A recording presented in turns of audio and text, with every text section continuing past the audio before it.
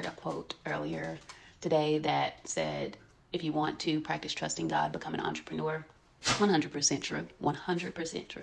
I am so worried, and I know better than to be worried, and I've been worried for X amount of weeks now. Go back and check the past vlogs from the 2K in 2 days to just any of these vlogs that I've been doing, and I've been worried. And truth be told, day in the life of an entrepreneur, it's been a nonstop hustle since day one, but it's always worked out. But I'm trying to work on finding peace and being okay when things are rocky and when things aren't 100% certain. So I'm challenging myself to just do what I need to do every single day. I have the whole month ahead of me. Granted, as an entrepreneur, I break up things into quarters, right? And so I have the quarter 1, quarter 2, quarter 3, quarter 4. Quarter 1 is January, February, March. Quarter 2 is April, May, June. Quarter 3, which we're about to be entering into, is July, August, September, and then October, November, December is quarter 4. So we're at the end of quarter 2, and most large corporations, they break it up in this fashion so that they can track their milestones, track their goals, and meet those goals and milestones little by little until the end of the year. Overall, you meet your overall end goal. I am still working to reach my overall end goal, but I'm, from the looks of it, not even close. But at the end of the day, I have moved the meter and I have so much more clarity than I did when I first started at the beginning of the year. And my goal is to build credibility, which I am doing even through this page, even through this content that I'm creating now, just building credibility. The clients that I have are there. They're consistent. They're happy. They're getting great service. Fact of the matter is, we need more. And a part of having more is putting myself and my content out there to be seen, but also having the credibility to back it up. Because yes, I'm on Fiverr. The traffic on Fiverr isn't the same as it used to be. I need to come with a different approach to my content. So, and I need to have those numbers set. So my point in doing this is to create content that is relatable for moms, relatable for entrepreneurs, for stay-at-home moms, and treat it as a reality show of sorts. So with that, I digress from that, and I am going to go into into topics that Instagram says are the top most relatable, the most highly searched topics when it comes to entrepreneurs, stay-at-home moms, and mompreneurs. Okay, so one is that we touched on the other day is goal setting, and I want to finish talking about goal setting. Goal setting is really important. Goal setting is really important because I think oftentimes goals are seem unattainable because they are somebody else's goal and not your goal, and it's hard to have your own goal when you're constantly influenced by the things that you see in media, social media, and also television, radio, if you still listen to the radio. But it's hard to, or things get hard when it's not your goal. And so for me, I set my goals, and my goals have been set for years now, but I've gone off path, but I've been better at getting on path, and I'm going to talk about that.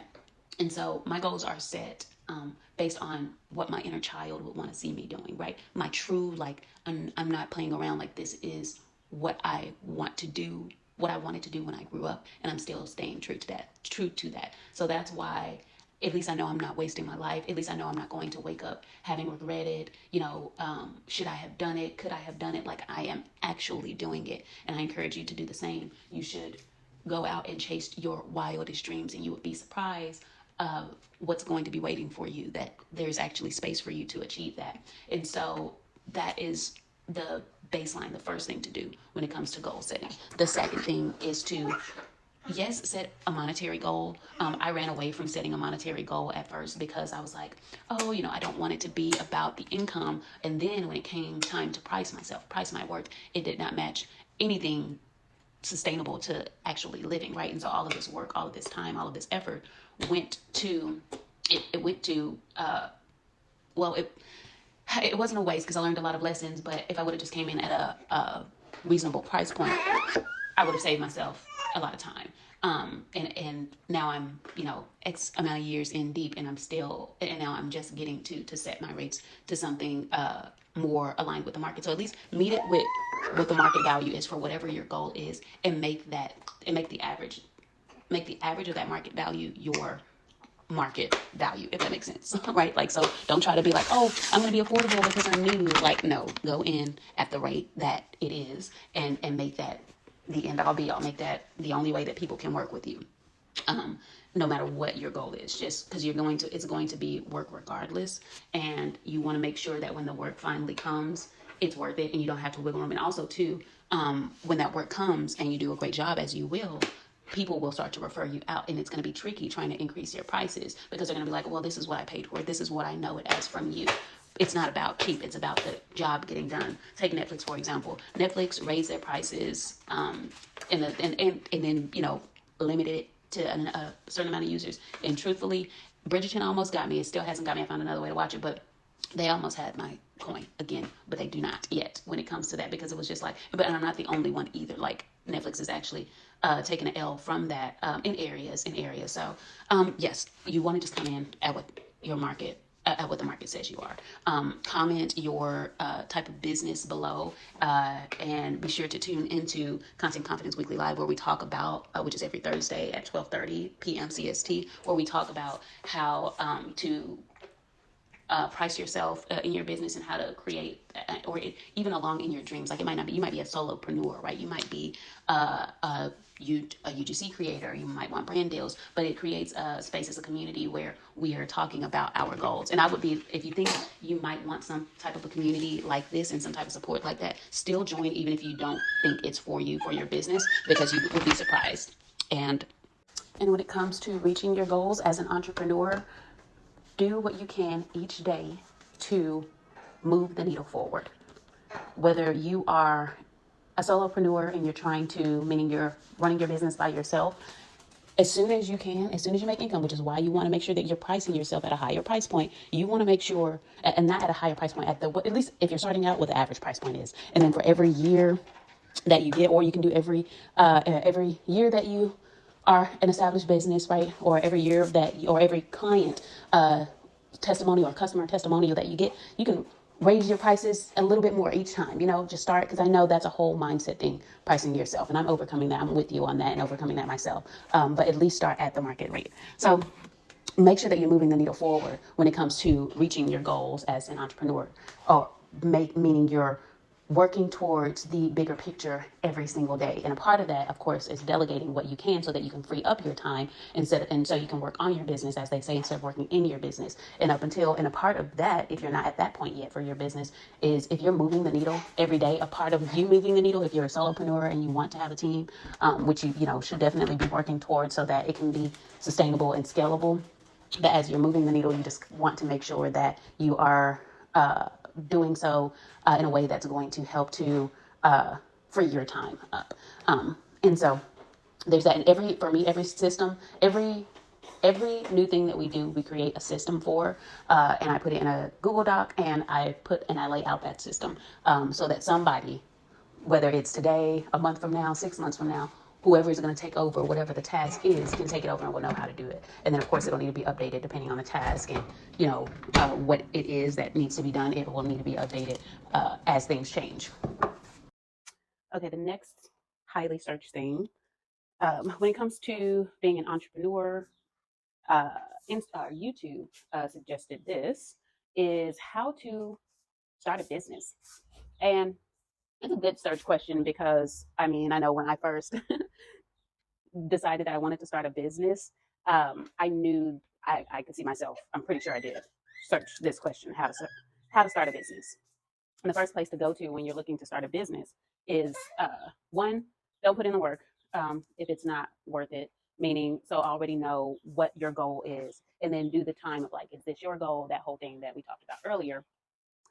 But when it comes to starting a business, the first place after that, after setting a goal and seeing if it's something that you actually really want, and the next thing would be finding where the gap is in the market, and figuring out how you can fill that gap, no matter the business. So if you have any questions, how you can do that specifically for your business, be sure to drop them in the comments below. But yeah, that's the first place, because you don't want to say, oh, I'm going to start this business, and there isn't already 1,000 other businesses like it. And then let's say it's a local business, there are 100 other ones. It's like, okay, that's fine, but how are you going to cut through the noise? So the first thing is trying to assess what that market looks like, what that industry looks like, and then how you're going to be different in the market. The best way to be different and to know that you're already going to walk in starting your business, knowing that you're going to already have customers, is filling a gap, like doing something that nobody else is doing. For example, let's say you want to start a snow cone business, but all of the other snow cone shops are like walk up and pay. Like at this point, truthfully, all of them are all like drive through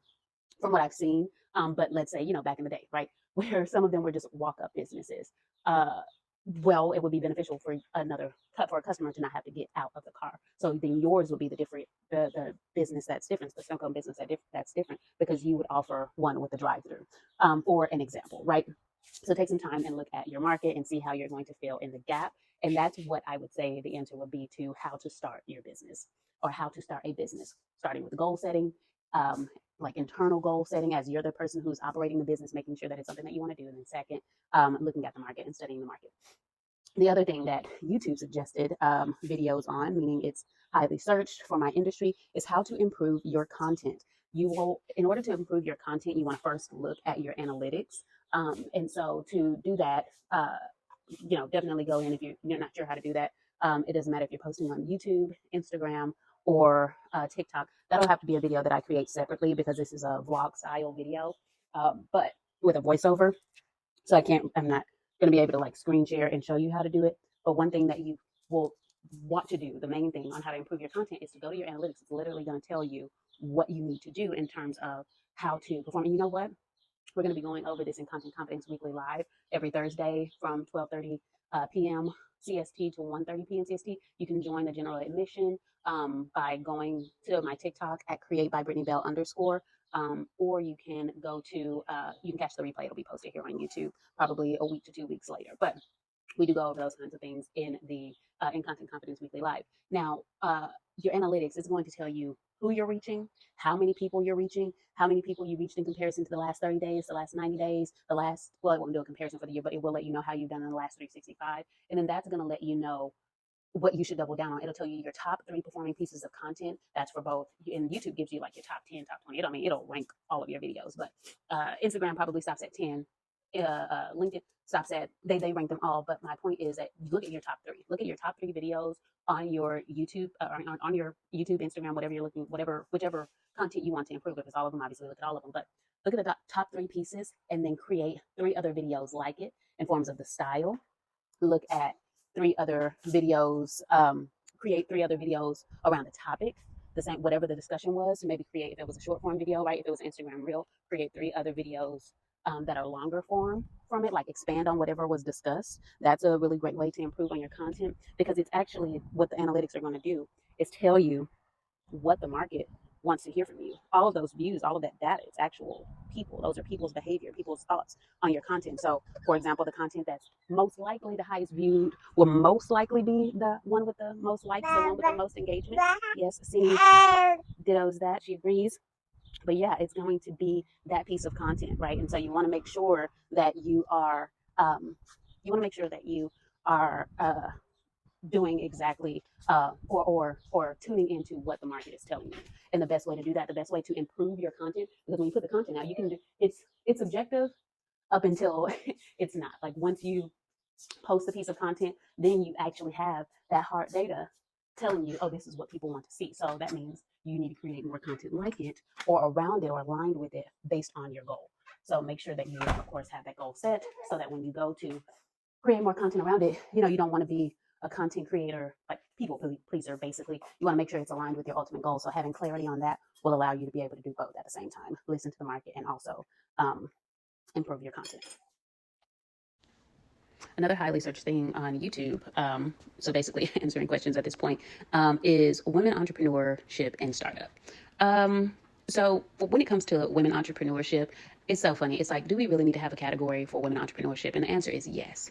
Male entrepreneurs, I love them to bits and pieces, meaning like Gary Vee, love his advice, but literally not in the same shoes as me. And even if he were a woman, we have to really break it down in the scope of, do I have the same advantages that he did at, my age? And not to like, not at my age and at my time and as a woman, right? It goes down to that. And it's like, so it's representation is just important overall, because yes, he gives great advice. I love the way he moves. But at the end of the day, it's better it's always better if you're hearing from someone who is as close of a representation to you as possible. And so with that, I think it's important to speak on some of the things that I've experienced as a woman entrepreneur. And I have created a video about like the struggles that I've experienced. But I want to talk about some of the benefits, and that me being a mompreneur, it has made me, and I said this before, I'll say it again, it has made me like not be able to be so fast. I don't get to work, locked in at a desk for 8 hours a day. I have to be creative.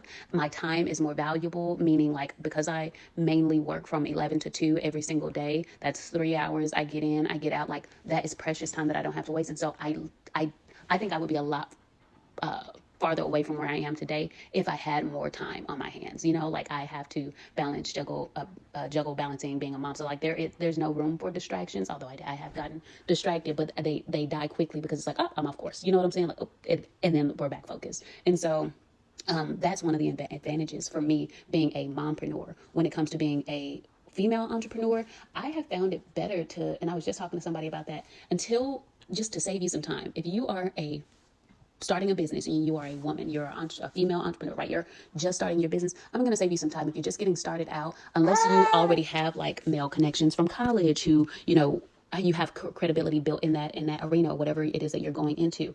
I would say just to solely focus on working with people who understand your credibility or who will respect your credibility. And you know what? That's not even true.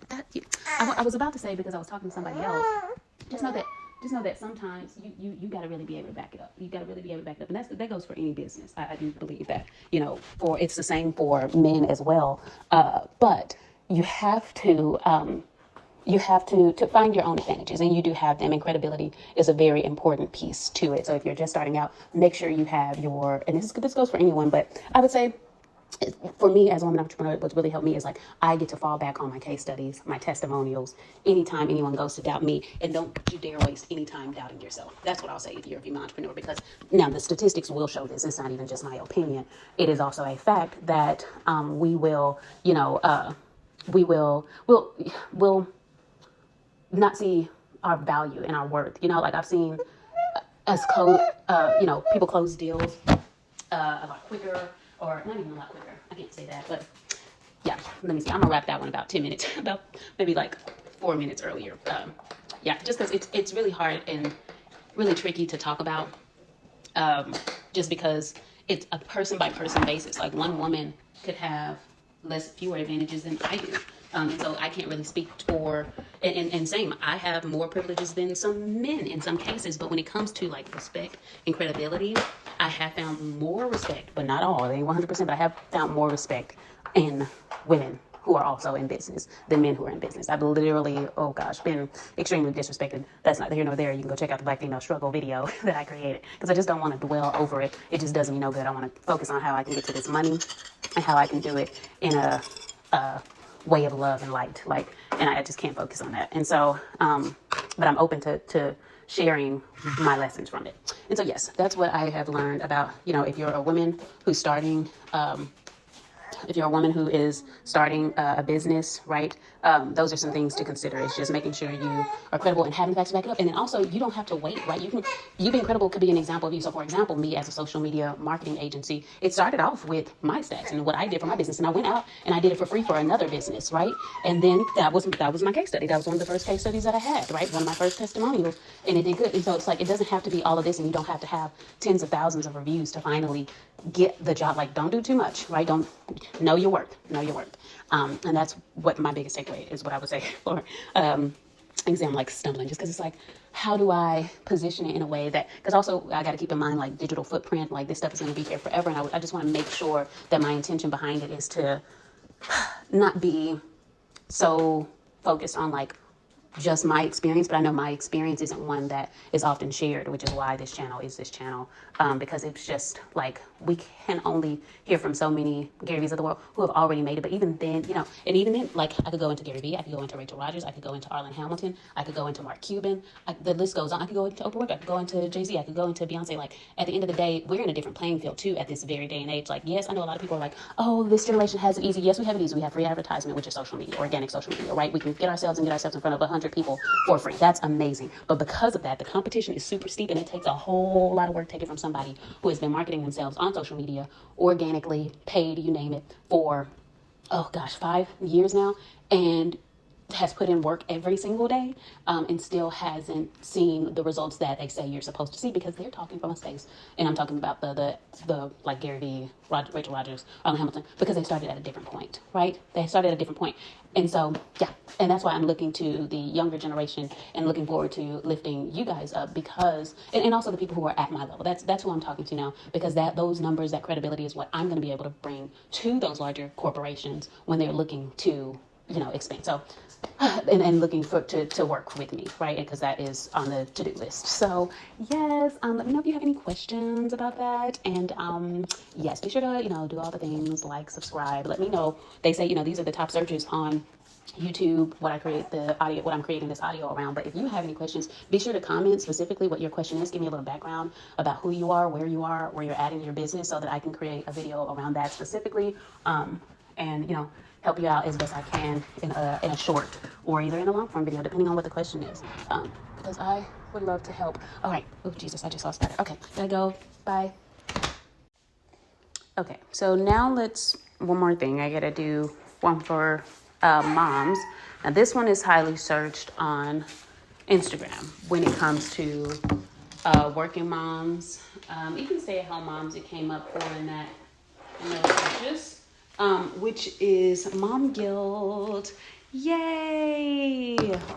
It's inevitable. Yes, it's inevitable. I think it comes more so in the first child.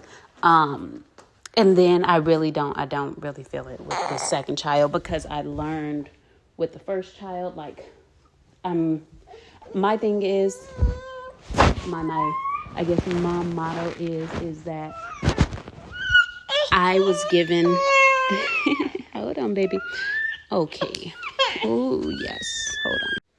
So, yes, that I was given this baby for a reason, like this soul, this being, this person, that I get to be responsible for a reason, and that no one else, including my village, the people that are in my village, is better suited to take care of the baby, and that goes down to me. And so I don't feel guilty either for what I do. I know that I have my baby's best interest at heart. I prioritize them. And because I do all of that, it's like, get where? Because I've seen people like, just looking at women in my life, from my mom to my grandma, like, and they might have moments of guilt just from like what I've heard of, like, you know what I mean? Like, I just wonder, and I can see it too with how they move.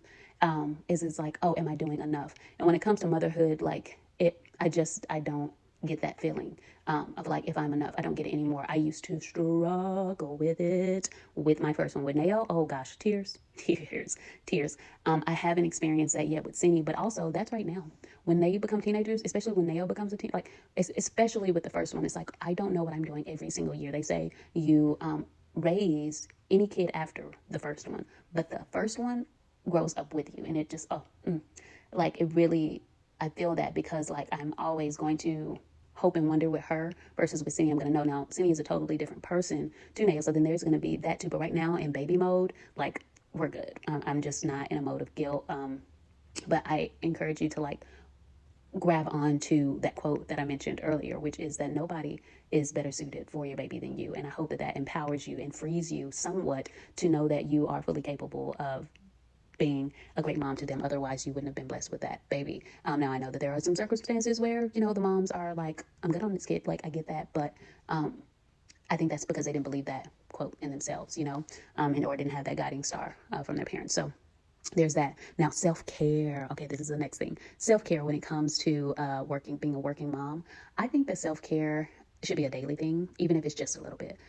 For me, I take showers. I take little 5-minute, okay, they're not 5 minutes, truthfully, they're about 20 to 25 minutes, but I take a shower, I cut the lights off, I light a candle, and I also, like, I love to like pick out that candle. Like, that's a special candle for me. Like, that's even self-care, like making sure like I have at least one candle of a scent that I really like, that I picked out,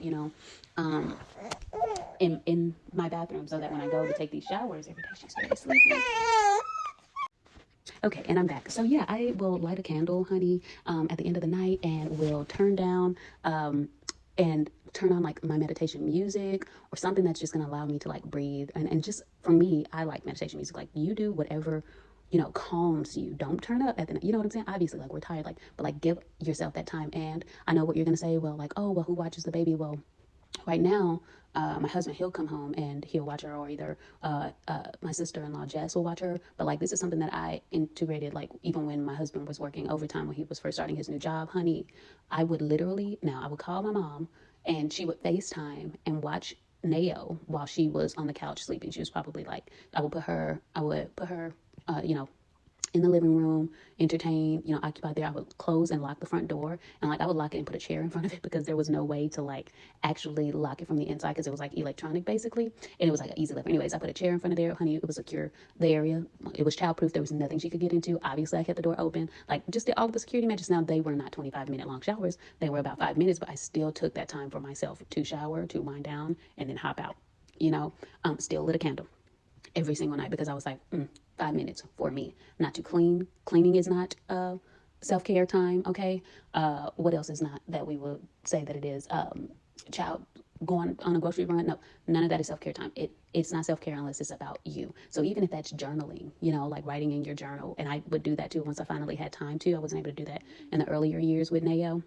But once I could and found time to, sometimes it would be during the nap. And no, self-scrolling on social media, yes, I consider that not a form of self-care, but like some me time. I do consider that me time. I wouldn't put it in the same umbrella as self-care, but or the same boat as self-care. But for me, scrolling on social media is like, okay, it's a form of entertainment. Like I'm watching TV or whatever. Like that's different, and make time for yourself to do that at good times. But that's what I do for self-care. What's another thing that this list is saying? So that's for the working moms list. For mompreneurs, balancing work life and family life. Oh gosh, and we're gonna have to circle back to some of these because this is what I'm feeling now, what's on my heart now. But there's so much more to each of these. And then she's going to sleep, so I'm gonna have to be quiet. Actually, let's end off here. But for more mom content, please be sure to like, subscribe, and tune in for more information. Peace.